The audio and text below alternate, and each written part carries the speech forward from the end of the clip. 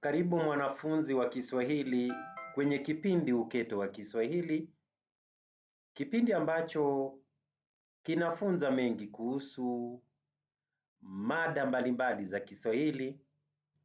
Ni kipindi ya elimu ya Kiswahili kwa wote. Ningependa tuweze tuangalie maudhui kwenye riwaya yangu za jadi, na tayari tumeangalia maudhui ya ukabila. Tumeweza pia kuangalia maudhui ya ufisadi, na ningependa kuweza kuangazia maudhui ya utamaduni. Ni muhimu kuelewa kwamba utamaduni ni ujumla wa maisha ya watu, na kuna aina mbili za maudhui ya utamaduni zinazojitokeza katika riwaya hii. Kuna utamaduni wa kiasili ambao unazingatia jadi na desturi za kiasili za jamii zinazozungumziwa, na ule unaokumbatia usasa. Huu ni ule utamaduni unaotokana na maisha ya kimji na athari zake zinazochukua sehemu kubwa ya maudhui haya. Kwa ujumla wake, jumuiya inayozungumzia ni ile inayozingatia mfumo wa kuumeni. Huu ni mfumo unaompa mwanamume nguvu na mamlaka zaidi ya mwanamke. Mfumo huu unajulikana pia kama mfumo wa ubabe dume, ambao humweka mwanamume katika nafasi ya juu kijamii ikilinganishwa na mwanamke. Mfumo huu pia unagawanya majukumu tofauti kati ya mwanamume na mwanamke kulingana na jinsia yao. Hali kama hii tunaiona pale ambapo Mangwasha anapotamani kuondoa uhasama wa Wakule na Waketwa, lakini kwa vile yeye ni mwanamke asingeweza kusikilizwa. Jamii yake pia haimtarajii yeye kuwa na ujasiri wa kwenda kuongea na wakuu wa nchi, na sio tu kwa sababu ya hali yake ya kijamii, lakini pia ni kutokana na hali ya kuwa yeye ni mwanamke. Dhana kwamba mwanamke ni chombo tu cha kuchuuzwa na mwanamume inajitokeza katika riwaya hii pale ambapo baadhi ya Waketwa waliochomewa nyumba zao wanatoa hoja kuwa kuna wale waliowauza wake zao kwa wakuu ili waweze kupata ajira. Wanawake hawana sauti mbele ya mwanamume kama anavyowaza Mangwasha kuwa walipaswa kusikiliza na kutenda, bali sio kusikilizwa na kutenda. Maudhui haya yanaendelezwa pia na mhusika Mangwasha tunapojulishwa kuwa utamaduni uliomlea ulimfunza kutotumia sifa za kike kustarehesha wanaume ili kujinufaisha kimaisha. Utamaduni unamfunza mke kujitegemea katika maisha, bali si kumtegemea mume kujikimu katika maisha yake. Udanganyifu ili kufaidi kitu pia hauvumiliki kwa mwanamke, na mila inayozingatiwa na jamii inabainishwa vyema na mhusika Mbungulu anaposema usimfuate mumeo kwenye makao ya starehe. Maudhui ya imani ya jamii pia yanakaririwa na Mrima anayeamini kuwa mwanamke huwa na maneno mengi kama chiriku, na kwamba mke hapaswi kumuuliza mumewe kule aendako au atokako.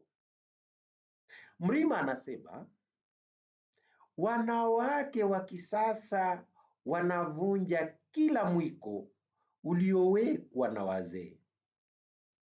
Mifano anayotoa Mrima ya ngamia kumea pembe au shingo kupita kichwa ni ishara kamili jinsi utamaduni asilia unavyomfunza mwanamume kuhusu mwanamke, kumaanisha daima mwanamke hawezi kumpiku mwanamume.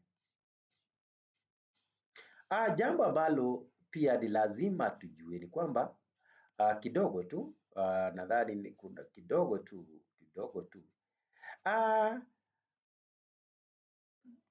kidogo tu nadhani nimesongesha ikaenda sana.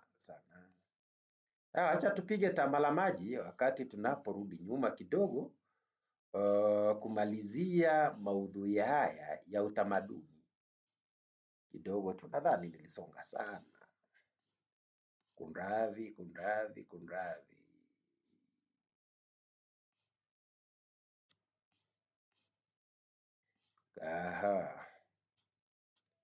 Naam, kupitia kwa Mrima pia maudhui ya jinsi utamaduni asilia unavyosawiriwa katika riwaya yanaonekana pale anaposema kuwa yeye ni mwanamume na mke hasingeweza kumzuia kuoa, kwamba hangeweza kuoa wakati wowote na idadi yoyote ya wanawake.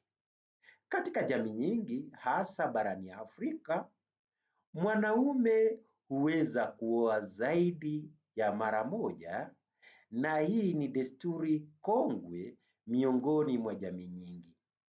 Utamaduni asilia pia unamtaka mume aweze kuitunza jamaa yake pamoja na kuisimamia. Hii ndiyo maana Mrima anasisitiza kuwa mila haimruhusu kutunzwa na mkewe. Anasema, siwezi kuvunja mila kwenda kutunzwa kama mtoto. Haya yanakaririwa na Sagilu anapomuuliza Mangwasha kwa nini hajamwambia ampe Mrima kazi. Hii inamaanisha si ada ya mume kutunzwa na mke. Dhana ya uovu wa mwanamke ni dhana inayoshikiliwa na jamii nyingi pia ulimwenguni.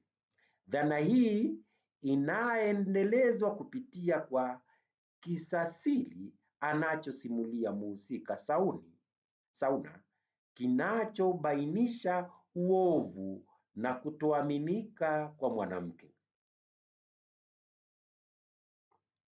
Utamaduni wa kisasa unajitokeza kwa sura mbalimbali. Desturi ya kuhodhi mali na kujilimbikizia pesa inatokana na ubinafsi unaofungamana na maisha ya kipepari. Mashindano ya kujinufaisha kifedha na uchu wa kuwa na mali nyingi au vitu ndio unaowafanya watu kutoweza kuwajali wengine, hasa matajiri. Kwa hivyo nadhani kwamba inaeleweka hili.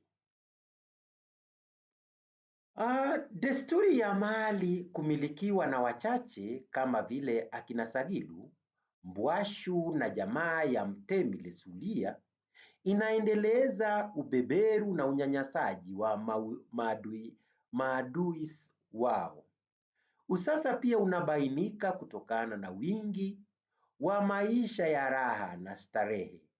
Jamii inazingatia maisha ya ufasiki, uzinzi na kutowajibika katika ndoa. Tunaambiwa Sagilu anabadilisha magari sawa na anavyobadilisha wanawake.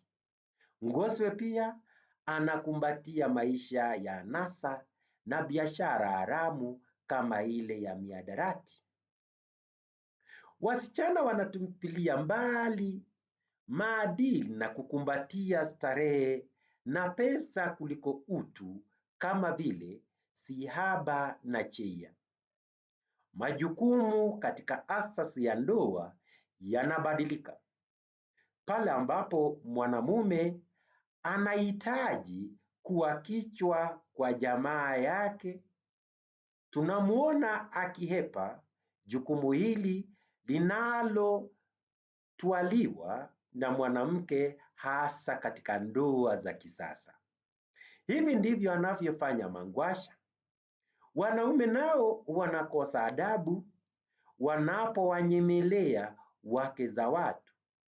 Tazama jinsi Sagilu anavyomnyemelea Mangwasha, au hata kuzaa na mke wa Mtemi Lesulia. Mangwasha anaonekana kukashifu mila zilizopitwa na wakati pale anapomwambia Mbongolu kwamba hangeivunja mila ya kutomfuata mumewe katika starehe zake na kudharau baadhi ya mila kama hizo. Kuna maisha ya anasa, ulevi na matumizi ya dawa za kulevya. Ni mojawapo ya tabia na maudhui ambayo yameangaziwa hapa, lakini kabla ya hapa ningependa tusite kidogo. Lakini mwanafunzi mahali ulipo, ningeomba kwamba uweze kusubscribe kwenye kipindi hiki chetu, kipindi Uketo wa Kiswahili, kipindi ya elimu ya Kiswahili kwa wote. Na kutakia mchana mwanana. Naitwa Ustadh Kaka Munai.